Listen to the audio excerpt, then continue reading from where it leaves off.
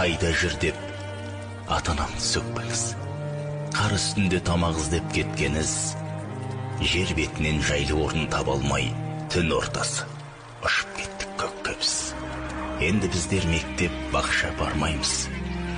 Енді дәптер, сөмке сатып алмаймыз. Енді бізге берсеңдер де хан сарай, ішін шаш бойына басыр салмаймыз. Уақыт боп, айрылдық шашшаннан, өміріміз тар бөлмеде басталған. Барлық бала бақытты өмір сүрсінші, біз оларды бақылаймыз аспаннан. Қастарыңда болсын дайым анаңыз, әкетайың болсын дайым панаңыз.